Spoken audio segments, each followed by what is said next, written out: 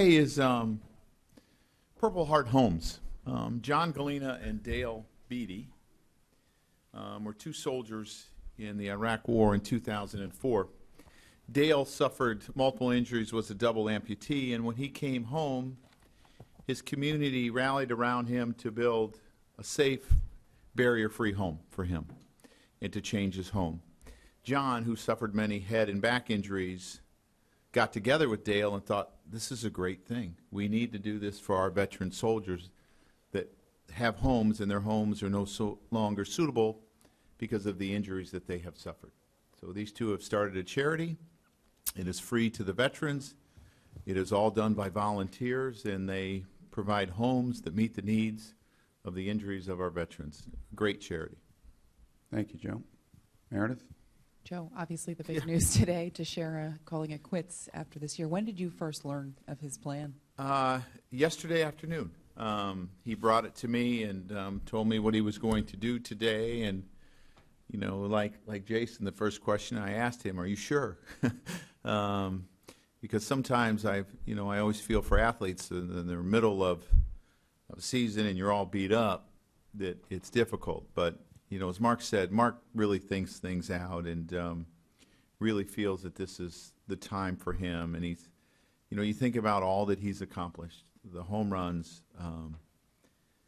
the RBIs, and you know, he talked about his legacy. And obviously, I think Mark was a Hall of Fame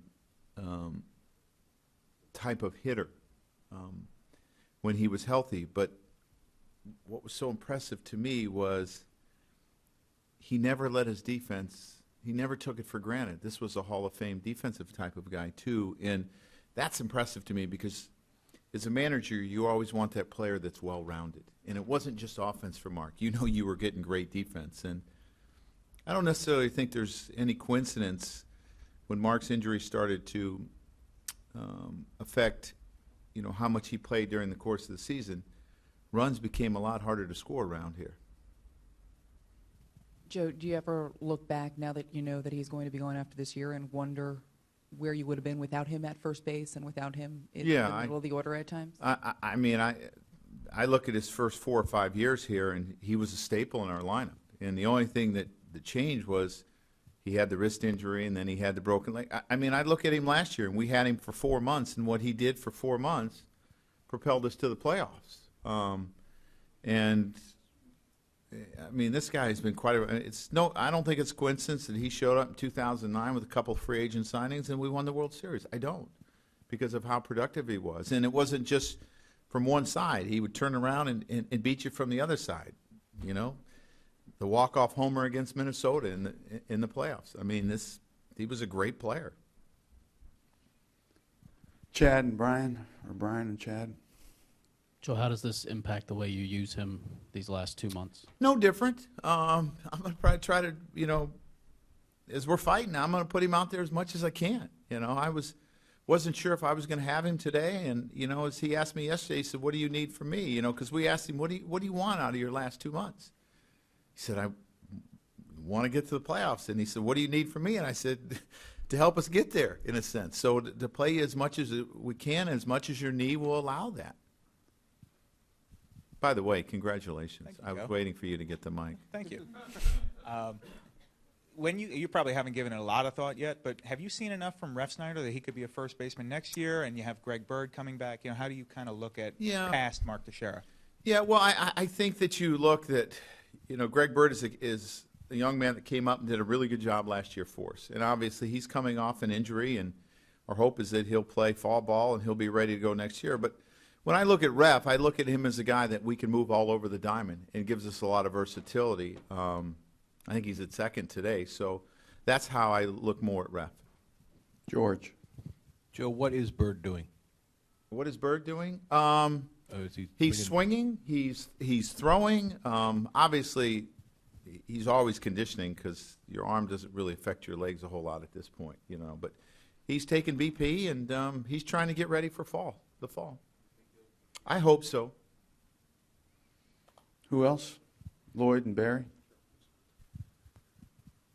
Mark Teixeira is going out, I guess, on his own terms. Do you see something similar with your career when you retired, Joe, where injuries, where you wanted to keep going and just the injuries, and you said, okay, I do. Obviously, I wasn't even close to the player Mark was, and I was never feared in a lineup. But I actually prayed that it would become evident.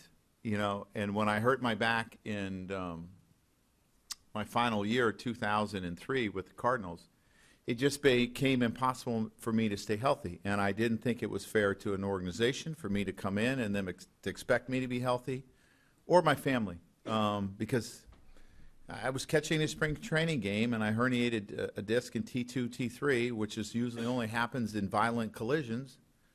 And they said my choice was epidurals or to take out part of your rib and fix it. And I said, well, let's try the epidural route first. But I knew at that point it was just too hard to stay healthy. Sorry, Barry. Go ahead. Joe, what are your thoughts on Andrew Miller coming back, just particularly so soon after the trade? Yeah, I mean, it's strange. I think obviously we're all excited to see him, but maybe not so excited to see him in a game.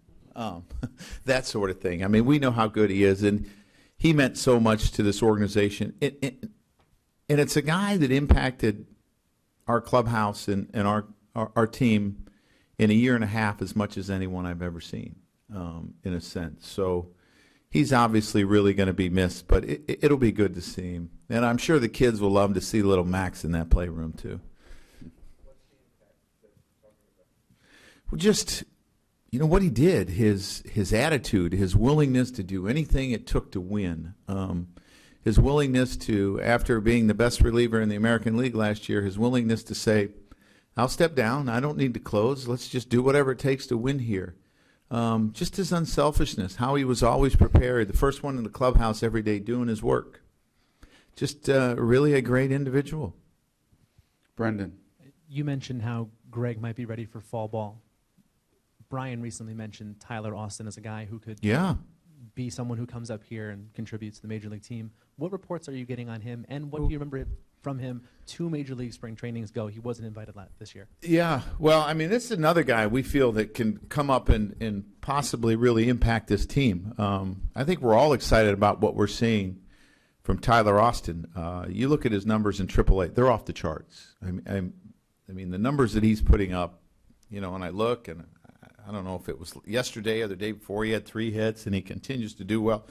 We feel that he's going to be an option, too. So we feel that we have options in-house.